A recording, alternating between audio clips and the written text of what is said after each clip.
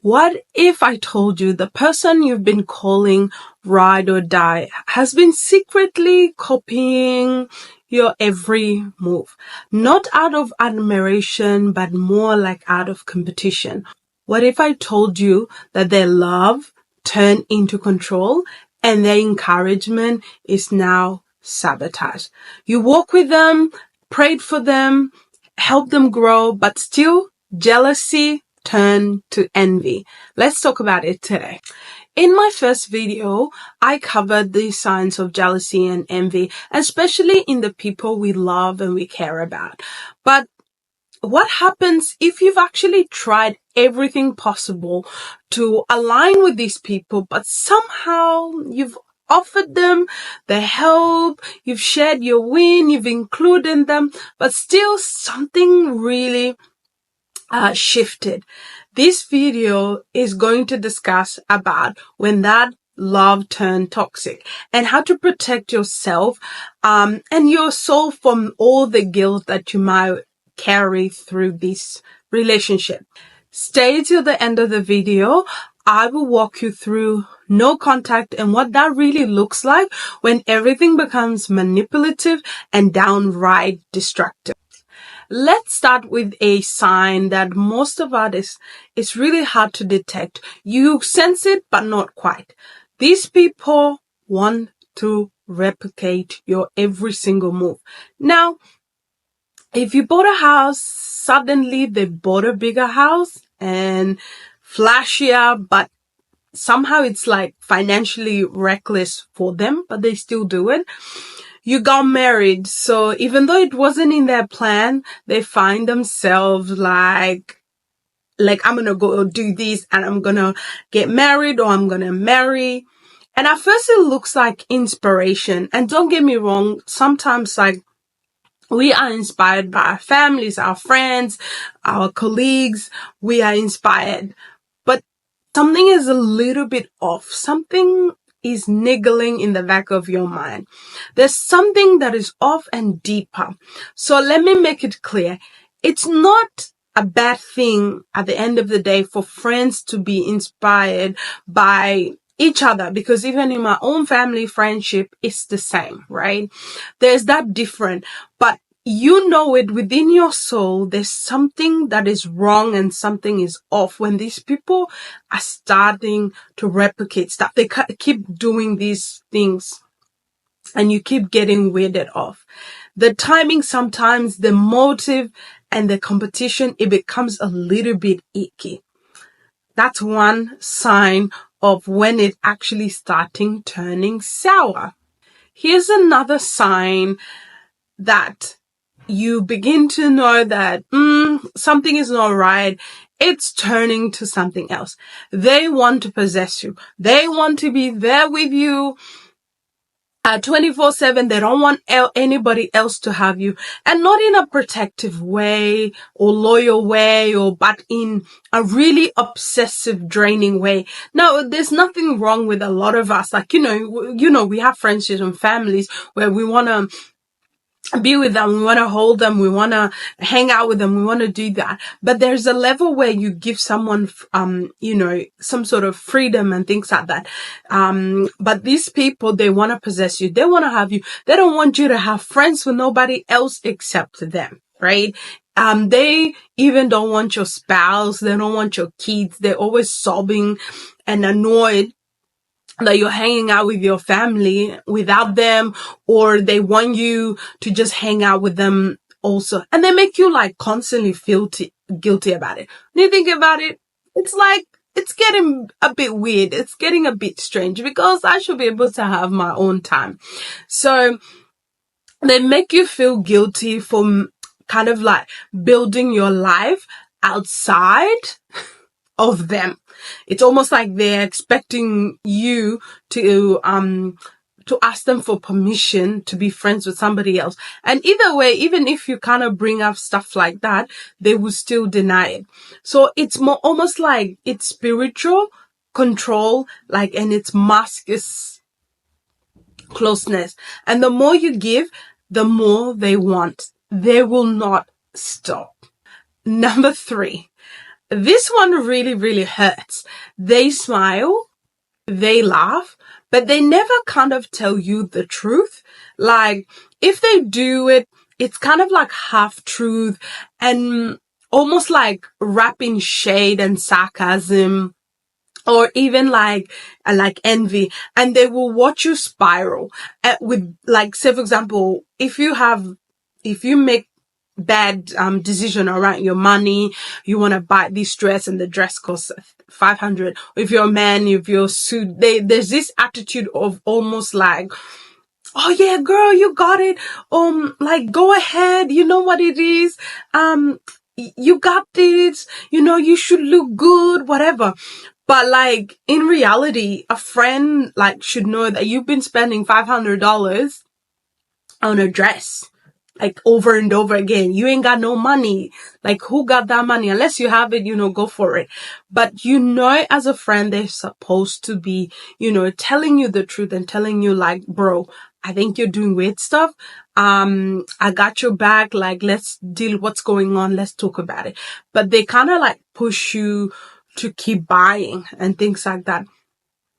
And worse, like, they will keep suggesting more disruptive stuff, and they might tell you, take a bigger loan, go ahead, you deserve it, da da da da. And it's like, kind of like a bit off. Do you know what I mean? I'm sure like in the back of your mind, you're thinking about those kind of things. And I don't want you to go around, obviously, like being suspicious of everyone, but there's those consistent things that pop up in your mind when you do have that kind of friendship, and you want to be careful with that. And the thing is, it's a slow burn. All of this stuff is a slow burn. They just going to sit back and just watch you, and they keep giving you that fake affirmation. No, girl, man, you doing good. You know what I mean? It's all good. It's all good. And yeah, no, it's not all good. You've done it all. You've reflected, you've prayed, you've encouraged them to heal them. You've organized yourself. You've apologized. You've shared deeply. You've compromised. You've done it all. But nothing actually works. It's constant draining. And you're in the same position as 5 years ago. You're in the same position as 2 years ago, and it's continuing because it's just going around the same system. So you can't actually heal someone who's weaponizing your success. Do you know what I mean? Like, hear that. You cannot heal somebody who's weaponizing your success, because at the end of the day, we all can succeed. We all can be together. We all can help each other as a tribe. But if you find yourself like constantly that your success is being manipulated and is being weaponized, it might not be the right tribe. It might not be the right village, honestly. Those people are not for you, and there's something that is so wrong. And the thing is, some of these people, they don't want to heal. Either they don't want to heal in that season or that time or whatever it is. But honestly, they don't want to heal for whatever reason.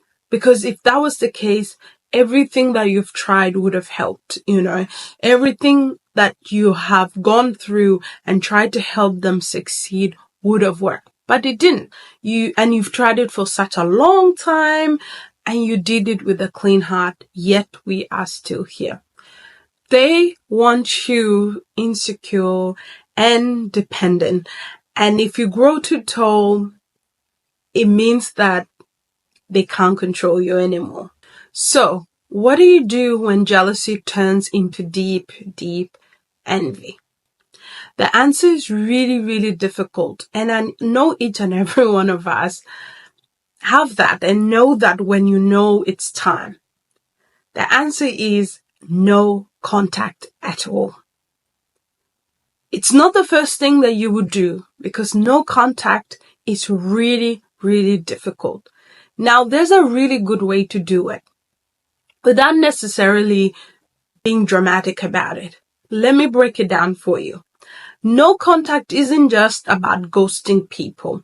It's about strategic boundaries. Number one, limiting how much access they have in your life. If that equates to time, so be it. Stop oversharing your dreams and your next move to them. Reduce emotional vulnerability with them. I think for me, that's a really deep, hard one. Because I love being open and, and having a big emotional, deep conversation.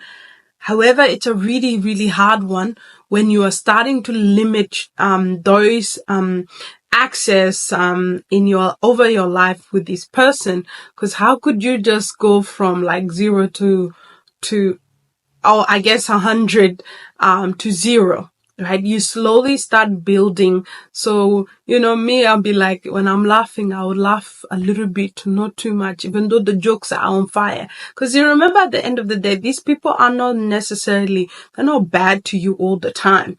There are some good things about them, and that's probably why you stayed that long. However, it's about time, because if your life is is not moving forward because of them, I'm sorry, it's time that you need to go. And let me tell you something, a very, very surprising thing, that it's not exactly surprising, but it's something that we overlook sometimes. These people will fight. They will fight to stay in your life, even if they know they will fight, and you'll be there. You're like, oh, they they will fight you. So you gotta be very, very, very smart. You gotta be very wise. They will guilt trip you. They will twist scriptures. They will start crying because you have chosen peace over loyalty. Because if you let them stay, they will take your dream, your joy, and even your journey. These people will fight. They will continue. So be ready for that, and just have wisdom as you go through this no contact. I know this is not easy at all, especially when it's somebody that you love and you care about, a friend, a sibling, whatever it is, even a spiritual leader. But your calling is too expensive to be compromised by someone else's insecurity. If this hits home, drop a comment if you've seen any of these signs before. And don't forget to like, subscribe, and share with somebody who needs to walk away from such relationships. Obviously, we do not expose people to destroy them. We expose the patterns to save lives. And I'll see you in the next video. My name is Awit.